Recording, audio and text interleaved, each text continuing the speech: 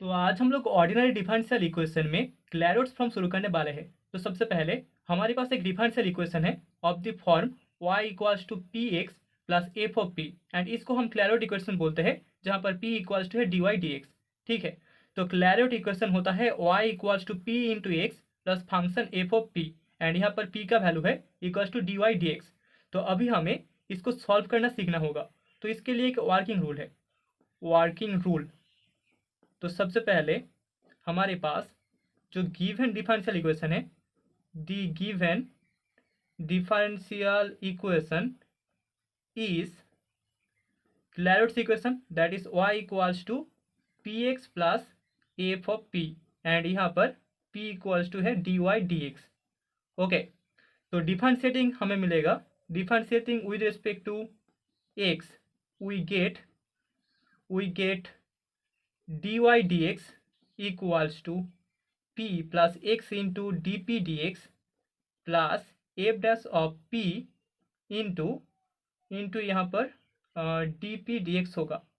Okay, so this imply p equals to p plus x plus f dash p into d p d x, and this imply हमें x plus f dash of p into d p d x equals to 0 मिलेगा। Okay, so therefore यहाँ से हम बोल सकते हैं इधर d p d x equals to 0, यहाँ पर डी पी डी एक्स का वैल्यू इक्वल्स टू 0 होगा, या फिर x plus f dash of p इसका वैल्यू इक्वल्स टू 0 होगा। दोनों में से किसी एक का वैल्यू 0 होगा, तभी इस इक्वेशन का वैल्यू इक्वल्स टू 0 होगा। ओके, तो यहाँ से हमें दो केसेस मिल सकता है।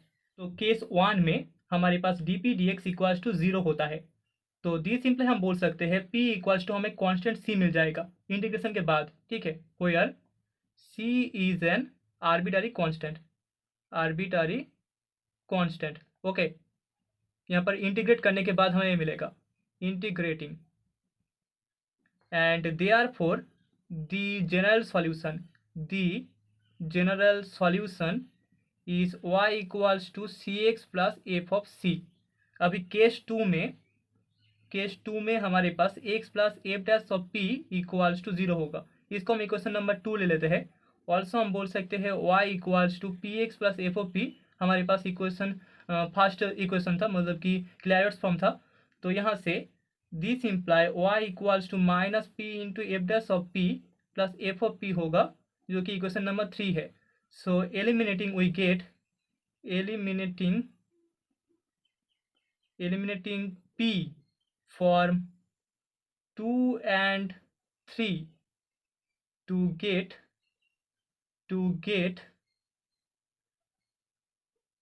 a singular solution।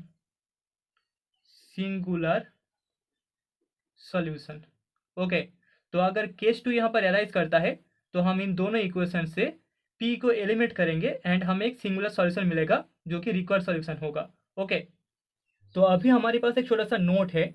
अगर y equals to p x plus f of p एक इक्वेशन होता है in p with degree 2, then हम बोल सकते हैं द डिस्क्रिमिनेंट इक्वल्स टू 0 हमें एक सिंगुलर सॉल्यूशन देगा। ओके, तो अभी हम लोग एक क्वेश्चन सॉल्व करेंगे, एंड क्वेश्चन में हमें बोला गया है find general solution and singular solution of y equals to p x plus root over 1 plus p square. तो सॉल्यूशन में हम बोल सकते हैं the given differential equation is y equals to p x plus root over 1 plus p square, and इसको हम equation number 1 देंगे। तो यहाँ पर जो इक्वेशन 1 है, दैट इज क्लैरोट्स इक्वेशन। ठीक है, so differentiating equation number 1 with respect to x we get, हमें मिलेगा p, यहाँ पर डी वाई डी एक्स होगा, मतलब कि p इक्वल्स टू है d y d x. Okay, तो p इक्वल्स टू हमें p plus x into d p d x plus p divided by root over 1 plus p square into d p d x मिलेगा, and this imply होगा p काट हो जाएगा, मतलब कि x plus p divided by root over 1 plus p square into d p d x is equals to 0। मतलब कि दो कंडीशन हो सकता है, एक होगा d p d x equals to 0, either d p d x equals to 0 और x plus p divided by root over 1 plus p square equals to 0। ठीक है, तो यहाँ से दो केसेस होगा। केस 1 मतलब कि d p d x equals to 0, यहाँ से हमें जनरल सॉल्यूशन मिलेगा, मतलब कि this imply p equals to c होगा। इंटीग्रेटिंग हमें मिलेगा p equals to c, where c is an arbitrary constant. Okay, so therefore the general solution is y equals to cx plus root over 1 plus c square, जहाँ पर c एक arbitrary constant है। ठीक है, general solution मिल चुका है, अभी हमें सिंगुलर सॉल्यूशन निकालना होगा।